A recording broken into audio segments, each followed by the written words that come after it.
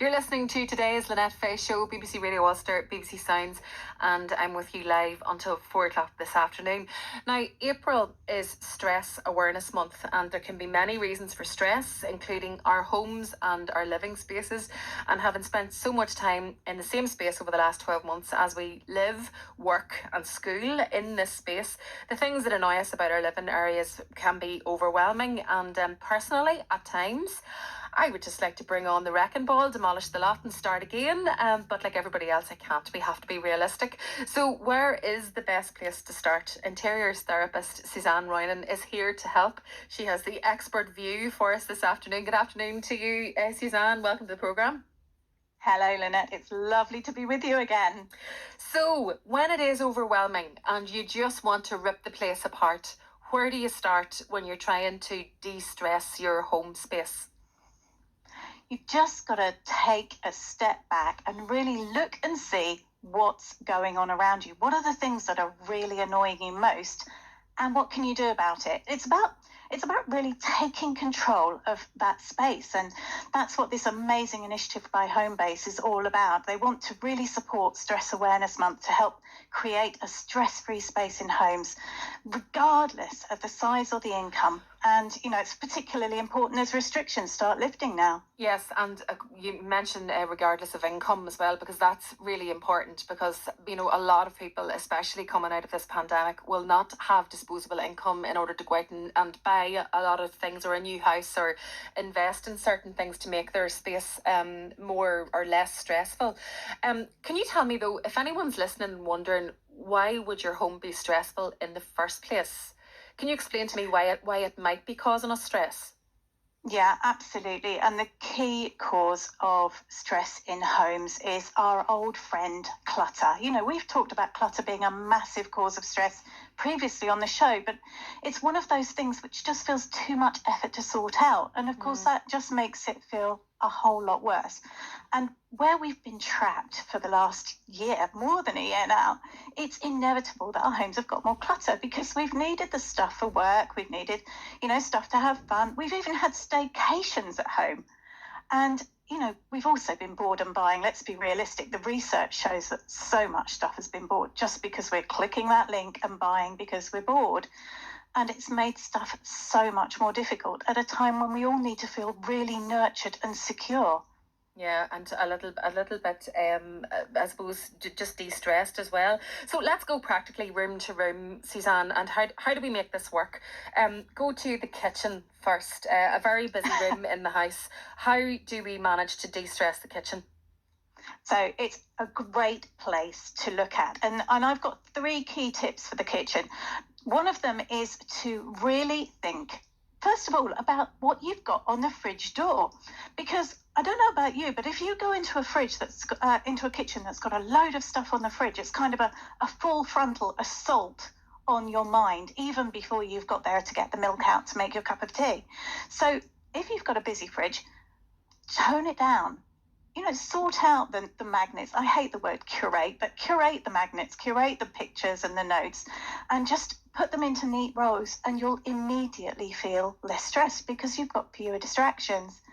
And another one, which I absolutely love, and it's something that we've implemented, is to create basically a tea and coffee station away from the place that somebody else might be doing the cooking.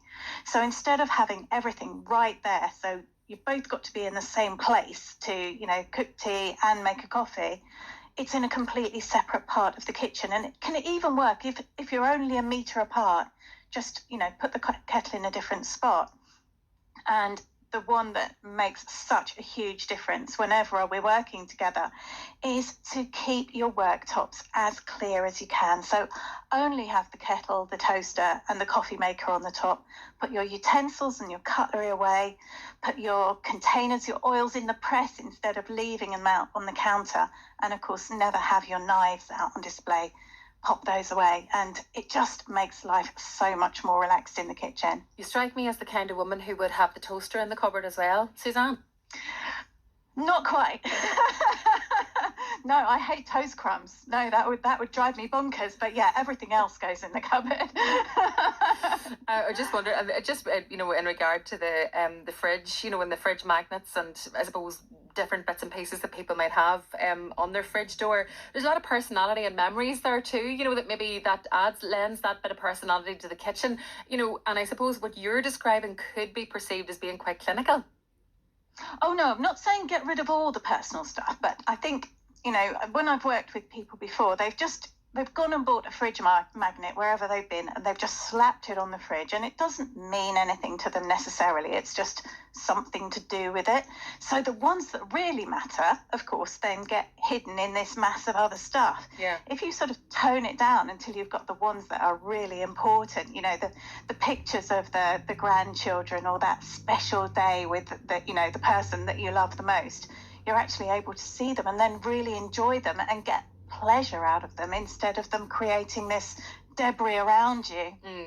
Well, moving on then from the kitchen, so that's the kitchen more or less sorted out at this point. What about the bedroom? Do you say blitz it in your advice? How do you mean? Okay, so really you need to be thinking about the bedroom as your sanctuary. So it's not the place for toys, your work papers, or an avalanche of books, because all of those have got potential to put pressure on you. So you have a clear out of any non-bedroom related clutter. A great way to start is to make your bed. How many places do you just not make your bed in the morning because it's all such a mess? It's just one more thing to do. But actually doing that is your first big achievement of the day. So just do it. Make it beautiful for when you come back at night. Another thing that people do an awful lot is to keep their phone close by their heads when they're trying to relax and to sleep. Mm-hmm. And phones just give off all of this electromagnetic radiation. Now, for some people, they might think, oh, that doesn't bother me at all. But it does interfere with sleep patterns. And, you can get low-level headaches and things like that, which just make you feel groggy when you wake up in the morning. So I always say, don't have your phone right beside your head. If you've got to have it near the bed, drop it down to floor level, or even in a drawer, so that it's not level with your head on the pillow.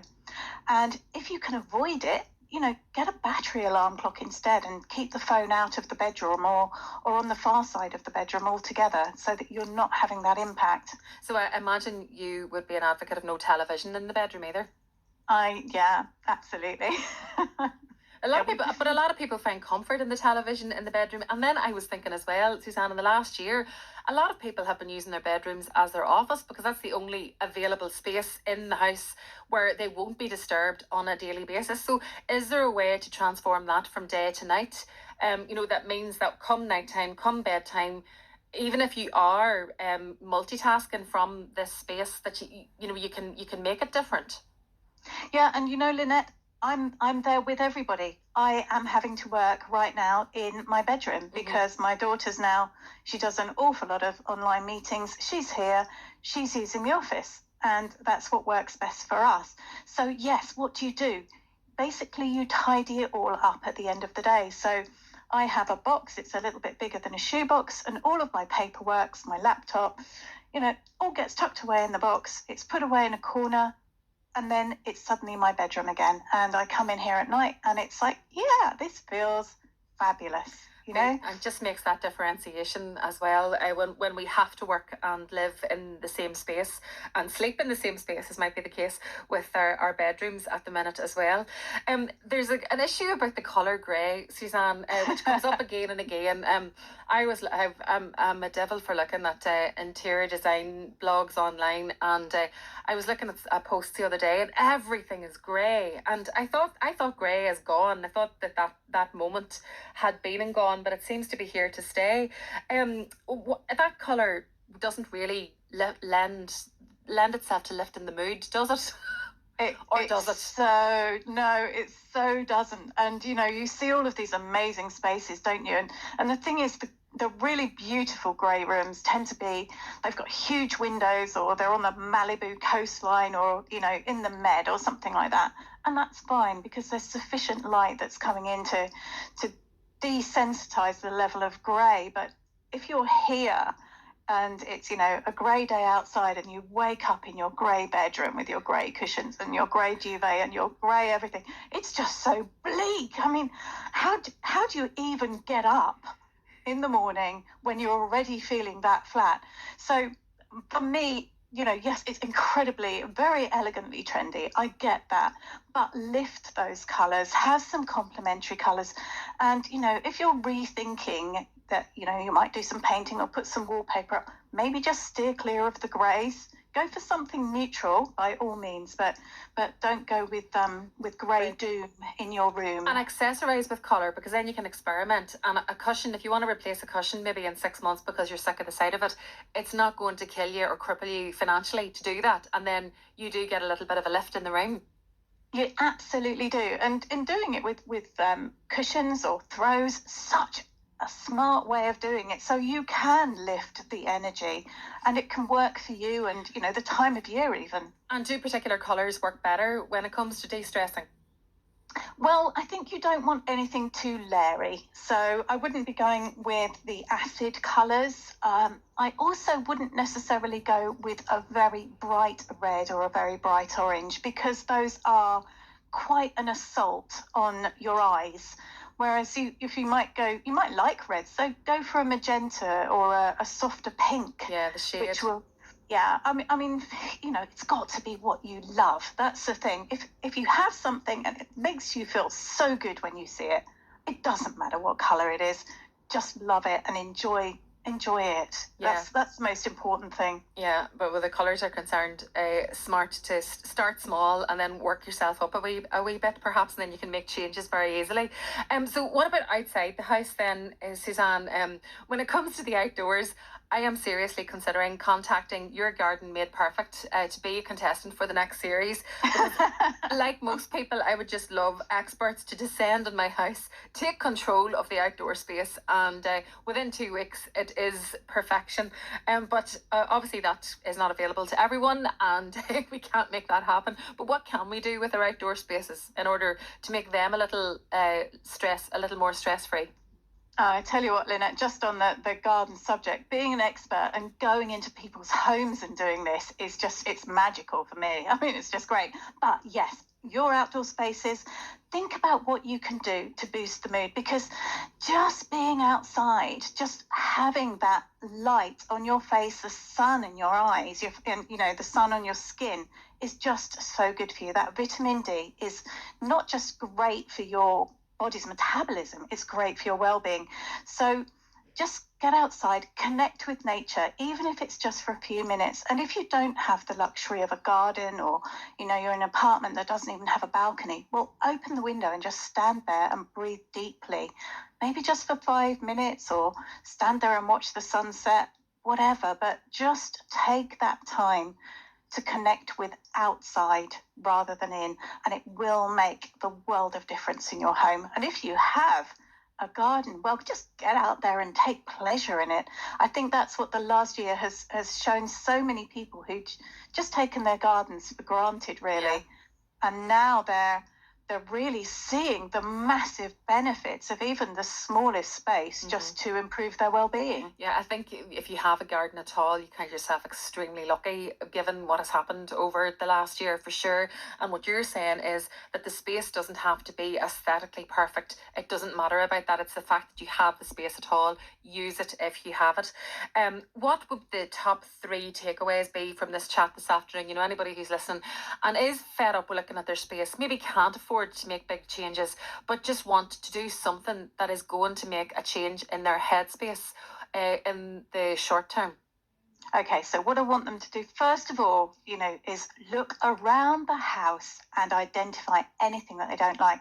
Whether, it's a chip mug or it's the dusty fitness equipment that you, frankly, if you've not used it in the last year, you're not going to be using it now. True. So if it's annoying or upsetting you, it's actually causing you stress. So let's do something about it, because when you only keep the items which you genuinely need, use and love, you'll create an infinitely happier home. So that's number 1. Notice what's going on around you.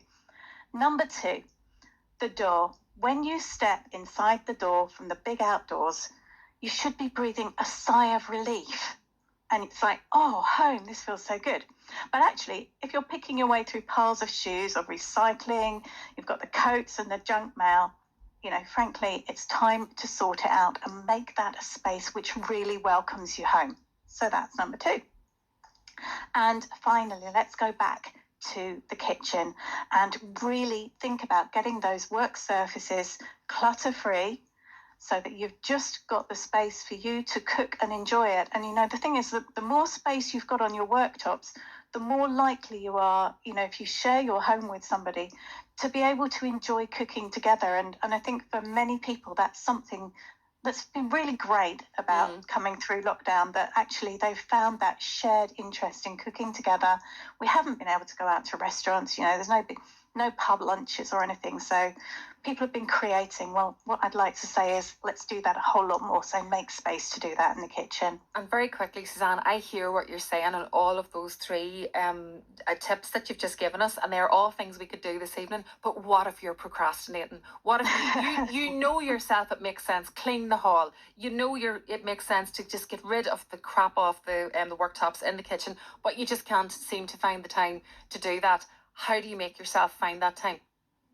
Well, you can call me. Is one good way to do it. I actually do little free 15-minute sessions. So that's a great big push in the right direction. And I love connecting with people. It's the thing that I enjoy most about this.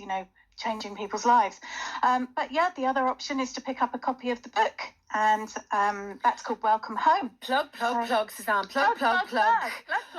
Yeah, but I'm here to help, and I know that this interior therapy makes such an amazing difference. So I'm always very, very happy to chat to people if they're struggling or procrastinating. Declutter and just try and give it a go this evening. Maybe I know there's certain things sitting in my hall and I've been putting it off, so I'm away home this evening to get rid of them out of my hallway and to make myself feel more welcome when I go home this afternoon. Thanks very much for talking to me on the programme today, Suzanne. Thank you. You're welcome, Lynette. Take care. Have a lovely day. Thanks a million. And as Suzanne mentioned, her book, Welcome Home, How Stuff Makes or Breaks Your Relationship, is available now. And there is a bit of insight into that in that book also, about how the stuff and clutter in your living space can affect your stress and your mental health also. That's it from me for this afternoon. Thank you very much for your company